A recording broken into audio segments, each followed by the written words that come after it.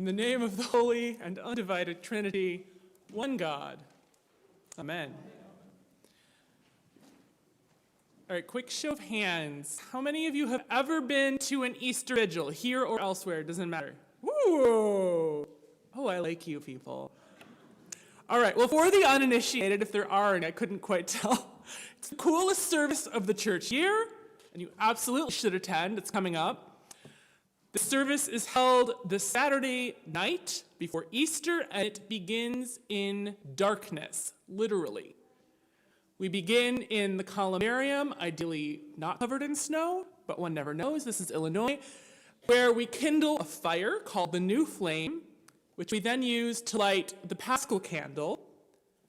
And that candle is then processed into the sanctuary, where its little tiny pinprick flame becomes the focal point of the darkened church.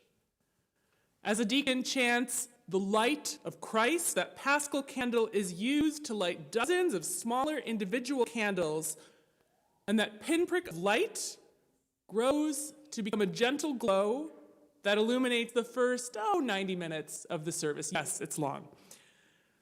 That light doesn't become a bonfire. We don't light braziers, we light tiny individual candles. The light isn't overwhelming, it's still quite dark, but it is enough. The dozens of little flames taken all together give off enough light for us to see by. The light shines in the darkness, and the darkness does not overcome it. Light and darkness are powerful, primal symbols, not just for us as Christians, but for every culture in every time and space. And it's not hard to see why. These symbols are resonant and immediate. They are readily available and easy to interpret. Light and darkness feature prominently throughout the Bible, especially in our readings today.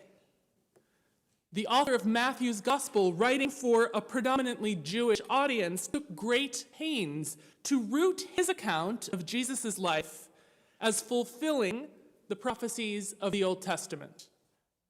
Matthew, more than any other gospel, has Jesus quote from the Hebrew Scriptures to underscore the idea that Jesus is the Messiah who has been promised to God's people for generations. And today, the lectionary illustrates this very clearly by giving us both the original passage from Isaiah and Jesus quoting it in Matthew. And the message to us then is doubly clear, doubly emphasized. The people who walked in darkness have seen a great light. Have we? Does it feel like that? If we look at the landscape of the world today, what do we see? There's plenty of darkness, to be sure. From Minnesota to the Middle East, and right here in our communities, we have seen the human capacity for violence and hate flare up in horrifying ways in the last few months. One glance at the news, and it is easy to convince ourselves that terror and chaos reign supreme. Friends, there is no doubt these are incredibly difficult times, and if you're struggling right now, you are not alone. Fear is running high, and fear is contagious. It does not feel like an exaggeration to say that we as a society are walking in darkness. As Christians, we cannot look away from this. And I don't mean at all to say that we need to be glued to our phones 24/7 until our heads explode from news overwhelm. That's not it either. What I mean is simply this. We follow a crucified Christ who suffered in his own body to show us that we never suffer alone. Wherever there is suffering and pain, we know in our bones that God is there. We are not the first people to walk in darkness, nor will we be the last. No darkness lasts forever.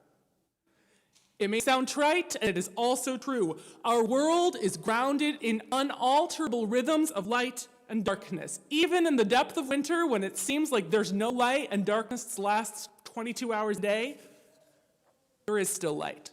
The sun still rises. Light doesn't vanquish the darkness.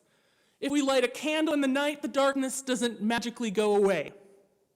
Light and darkness coexist all the time.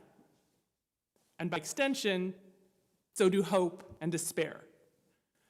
After all, we don't just follow a crucified Christ, we also follow a risen one. Oh, St. Lawrence, we are no strangers to walking in darkness. We know what it is to hold on to that perilous pinprick of hope when it seems like the world is crashing down around us. We know from experience that hope is not naive but necessary. We know how to protect that tiny flame of hope against the gusting winds of gloom and doom because nothing could be more important. No one knows better than you that when it feels like we're at the end of the story, we need to take a deep breath and turn the page anyway, because God is not done with us yet. That flame of hope that we have been given, that we have been tending here for decades, is not for us alone. We don't get to hoard it here. We are stewards of a light. We are called to carry it out from this place and into the world. Think back to that slowly spreading candlelight at the Easter Vigil. Invariably, at some point during that long liturgy of the word, someone's candle goes out. Now, if you're the only one with a candle, that's going to be a problem. You don't have any recourse. But if you're surrounded by other people who are stewarding their light, all you have to do is turn toward your neighbor and ask them to relight your candle. Fear is not the only thing that is contagious. Hope is too. We are stronger when we are in community, when we nurture relationships of support and interdependence. We need each other now more than ever. Our job as light bearers is not to overwhelm the world with illumination. The goal is not to create a world where there is no darkness. That's unrealistic. Our calling is to find the light, to tend and nurture not just our individual flames of hope, but also each other's. And then, here's the hard part, our calling is to bring that light out into the darkness. A candle doesn't do a whole lot of good in broad daylight. But in a darkened room, different story. One tiny flame can make all the difference. The light that we carry within us matters now more than perhaps it ever has. Our world is starved for hope. And I dare say we have it in spades. You have chosen to come here in the middle of an unforecasted blizzard to voluntarily spend an hour or two in a room full of people you didn't choose. We don't get to curate the guest list here. I have no control who shows up on Sunday morning. Someone in this sanctuary has voted differently than you at some point in your life. Someone in this sanctuary fundamentally disagrees with you on something you hold dear. And yet here we are. Here we are. Not just tolerating each other, but caring for each other. Knowing that however we may be different and however much we may drive each other nuts on occasion, because that's real too, we are bound together by the resurrection hope that we carry. And that is no small thing. That is radical. That is a powerful antidote to the isolation and suspicion that is so rampant in our world right now. The light in the darkness? Friends, it's right here. Look around. It's us. So go, friends, go and be that light. Nurture those flames. Light each other's candles when your own light grows dim. Go out from this place and be a sign of the hope that the world so desperately needs. Amen?